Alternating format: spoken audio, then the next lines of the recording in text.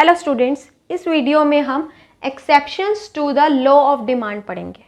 ऐसी सिचुएशंस पढ़ेंगे जहां पर लॉ ऑफ डिमांड अप्लाई नहीं होता है, लॉ ऑफ डिमांड फेल हो जाता है। क्लियर? लॉ ऑफ डिमांड क्या कहता है? प्राइस और क्वांटिटी डिमांडेड में कैसा रिलेशनशिप है? इनवर्स रिलेशनशिप है, नेगेटिव रिलेशनशिप है। अगर प्राइस इंक्रीज होगा तो उसका इफेक्ट क्या पड़ेगा? डिमांड डिक्रीज हो जाएगी, और अगर प्राइस डिक्रीज होगा तो डिमांड क्या होगी? इंक्रीज हो जाएगी। क्लियर? इस वीडियो में हम पढ़ेंगे वो सिचुएशंस जहां पर लॉ ऑफ डिमांड फेल हो रहा है। फेल का मतलब क्या है कि हम ऐसी सिचुएशंस पढ़ेंगे जहां पर प्राइस और क्वांटिटी डिमांडेड में पॉजिटिव रिलेशनशिप मिलेगा। क्लियर? पॉजिटिव रिलेशनशिप मतलब अगर प्राइस इंक्रीज हो रहा है तो क्वांटिटी डिमांडेड भी क्या होनी चाहिए? इंक्रीज। और अगर प्राइस डिक्रीज हो रहा है तो क्वांटिटी डिमांडेड भी क्या होगी? डिक्रीज। क्लियर? फर्स्ट पॉइंट है given goods. Given goods highly inferior goods होते हैं। इंफीरियर गुड्स में भी जो सबसे लोएस्ट क्वालिटी के गुड्स होते हैं, सबसे सस्ते जो गुड्स होते हैं, उन्हें क्या कहते हैं? Given goods. जिन्हें पुअर पर्सन सिर्फ इसलिए खरीदते हैं क्योंकि वो कुछ अच्छा अफोर्ड नहीं कर सकते, सिर्फ गरीबी के कारण, पैसों की कमी के कारण उन्हें ये गुड्स को खरीदना पड़ता है। क्लियर? गिवन गुड्स के केस में जो प्राइस इफेक्ट होता है वो पॉजिटिव होता है। मतलब अगर प्राइस इंक्रीज होगा तो गिवन गुड्स की डिमांड भी क्या होगी? इंक्रीज होगी, और अगर प्राइस डिक्रीज होगा तो डिमांड भी क्या होगी? डिक्रीज होगी। दोनों सेम डायरेक्शन में मूव करेंगे। क्लियर? एक एग्जांपल के थ्रू समझते हैं। एक है पुअर पर्सन जिसकी डाइट में सिर्फ 2 ही फूड आइटम है। एक है चावल, दूसरी है दाल। चावल वो लोएस्ट क्वालिटी के खरीदता है जिससे वो अपना मेनली पेट भरता है। क्लियर? लोएस्ट क्वालिटी के चावल हैं तो इसका मतलब क्या है? ये गिवन गुड्स है। क्लियर? दूसरा वो खरीदता है दाल। दाल उसके लिए फैंसी आइटम है जो वो पेट भरने के लिए नहीं खरीद रहा है, सिर्फ टेस्ट के लिए खरीदता है। क्लियर? अब हम देखेंगे कि अगर गिवन गुड का प्राइस इंक्रीज होता है तो डिमांड पे क्या इफेक्ट पड़ता है। तो यहाँ पे गिवन गुड क्या है? राइस है। अगर चावलों का प्राइस बढ़ जाता है तो पुअर पर्सन कैसे रिएक्ट करेगा? अब चावलों का प्राइस बढ़ गया तो क्या पुअर पर्सन चावलों को खाना छोड़ देगा? नहीं छोड़ सकता, क्योंकि सबसे सस्ते तो क्या मिल रहे हैं उसे? चावल मिल रहे हैं। चावलों से वो अपना मेन पेट भरता है, तो चावल की डिमांड तो वो कम कर ही नहीं सकता। वो क्या करेगा? दाल को खाना छोड़ देगा, दाल की डिमांड बंद कर देगा। अब दाल को खाने से कुछ तो उसका पेट भरता होगा ना, थोड़ा तो भरता होगा। तो अपने फूड इनटेक को मेंटेन करने के लिए वो क्या करेगा? अगर वो दाल को खाना छोड़ रहा है तो उसे चावल को थोड़ा और खाना पड़ेगा अपने फूड इनटेक को मेंटेन करने के लिए, अपना पेट पूरा भरने के लिए। तो वो क्या करेगा? चावलों की डिमांड को बढ़ा देगा। क्लियर? अब देखो क्या हुआ। अगर गिवन गुड का प्राइस इंक्रीज हो रहा है तो उसकी डिमांड भी क्या हो रही है? इंक्रीज हो रही है। क्लियर? अब हम करेंगे दूसरा केस कि प्राइस में डिक्रीज आने से गिवन गुड्स की डिमांड डिक्रीज क्यों हो जाती है। क्लियर है? तो एक है पुअर पर्सन जो मेनली खरीदता है बाजरा। बाजरा को गिवन गुड्स की कैटेगरी में रखा जाता है क्योंकि उसे लोग इसलिए खरीदते हैं क्योंकि वो सस्ता होता है। क्लियर? दूसरी फूड आइटम वो खरीदता है व्हीट, वो थोड़ी बहुत क्वांटिटी वो खरीद लेता है। तो अब हमें देखना है कि गिवन गुड्स के प्राइस में डिक्रीज आने से डिमांड में क्या इफेक्ट पड़ता है। तो गिवन गुड क्या है? बाजरा। बाजरा का प्राइस क्या हो गया? डिक्रीज हो गया। तो क्या होगा? कंज्यूमर की, पुअर पर्सन की परचेजिंग पावर, रियल इनकम क्या हो जाएगी? इंक्रीज हो जाएगी। आप समझो रियल इनकम क्या होता है और मनी इनकम। सपोज करते हैं पुअर पर्सन के पास है 100 रुपीज़। 100 रुपीज़ क्या है? Money income. बाजरे का प्राइस था 20 रुपीज़, तो कितनी क्वांटिटी खरीद सकता है? 5 kg। अगर यही बाजरे का प्राइस 10 रुपीज़ हो जाए तो अब वो कितनी क्वांटिटी खरीद सकता है? 10 kg। अब देखो मनी इनकम वही है, 100 रुपीज़ ही है, बट प्राइस के कम होने से उसने क्या करा? क्वांटिटी को वो बढ़ा सकता है। परचेजिंग पावर उसकी क्या होगी है? 5 से 10 होगी है, बढ़ गई है। अब वो उसकी इच्छा है कि वो इस परचेजिंग पावर का यूज़ कैसे करे। उसके पास दो ऑप्शन है, या तो वो गिफिन गुड बाजरा को ही और ख़रीद ले, या वीट पे शिफ्ट कर जाए, वीट की क्वांटिटी को, वीट की डिमांड को बढ़ा दे। तो आप बताओ क्या करेगा कोई भी पर्सन? अच्छी चीज़ को और ख़रीदेगा, मतलब वीट को और ख़रीदेगा। क्लियर है? तो वो क्या करेगा? वीट की डिमांड को बढ़ा देगा और बाजरे की डिमांड को घटा देगा। क्लियर? तो अब हमने क्या देखा? गिफिन गुड के प्राइस में डिक्रीज होने से, फॉल होने से डिमांड क्या हो रही है? कम हो रही है। क्लियर?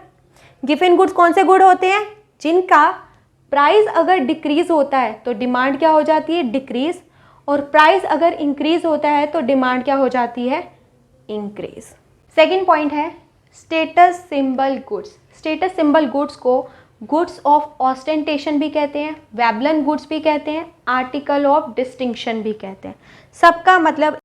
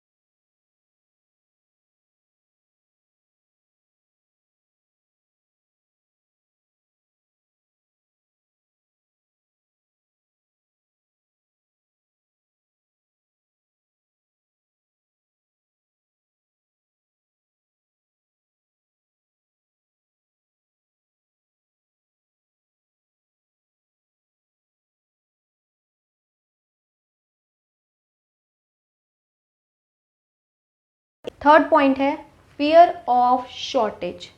कई बार कंज्यूमर को लगता है कि फ्यूचर में इस पर्टिकुलर कमोडिटी की शॉर्टेज होने वाली है, तो चाहे प्रेजेंट में उस प्रोडक्ट का प्राइस इंक्रीज हो रहा हो तो हम क्या करते हैं? ज़्यादा यूनिट्स खरीद के अपने पास रख लेते हैं। चाहे प्राइस बढ़ रहा है फिर भी हम क्या करते हैं? डिमांड को बढ़ा देते हैं। क्लियर? क्योंकि हमें लगता है कि फ्यूचर में अगर शॉर्टेज होगी तो प्राइस और बढ़ जाएगा। क्लियर? तो प्रेजेंट में चाहे प्राइस बढ़ रहा है तो हम क्या कर देते हैं? डिमांड को बढ़ा देते हैं। फॉर एग्जाम्पल, जब कोरोना आया था नवा नवा, तब क्या हुआ था? हमें ये लगने लगा था कि सैनिटाइज़र और मास्क की शॉर्टेज होने वाली है। तो हमने क्या किया था? चाहे सैनिटाइज़र महंगा मिल रहा था, मास्क महंगा मिल रहा था, हमने क्या किया था? ज़्यादा से ज़्यादा यूनिट को खरीद कर अपने पास रख लिया था, क्योंकि हमें लग रहा था कि फ्यूचर में सैनिटाइज़र और मास्क की क्या हो जाएगी? शॉर्टेज, जिसकी वजह से ये और महंगे मिलेंगे। तो हमने क्या किया था? प्रेजेंट में चाहे प्राइस वो इंक्रीज कर रहे थे, महंगा वो बेच रहे थे, फिर भी हमने डिमांड क्या करी थी? बढ़ा दी थी। फोर्थ पॉइंट है इग्नोरेंस। कई बार क्या होता है कि हमें मार्केट के प्राइसेस का पता ही नहीं होता है, इस वजह से भी हम क्या कर लेते हैं? ज़्यादा प्राइस पे ज़्यादा क्वांटिटी को गलती से खरीद लेते हैं। फॉर एग्जाम्पल, आप पालिका बाजार गए हो, पहली शॉप पे गए हो, उसने आपको डीओ दिखा दिए और आप सोच रहे हो कि मैं अपनी बहन के लिए, भाई के लिए और मम्मी के लिए, पापा के लिए, सबके लिए डीओ लेके चलती हूँ। ठीक है? तो आपने 4 डीओ लेने थे। भैया ने कहा कि मैं ना 5000 वाला डीओ आपको 1000 का दे रहा हूँ, 1000 का दे रहा हूँ। आप भी खुश कि 5000 वाला डीओ मुझे 1000 का मिल रहा है। आपने 4 ले लिए 4000 दे के, और जब आप आगे गए ना तो आपने देखा कि आगे जाकर यही डीओ आपको 200 रुपये का मिल रहा है। चाहे बाद में आपको सदमा लगेगा, शॉक लगेगा, बट आपने एक बार क्या कर दिया?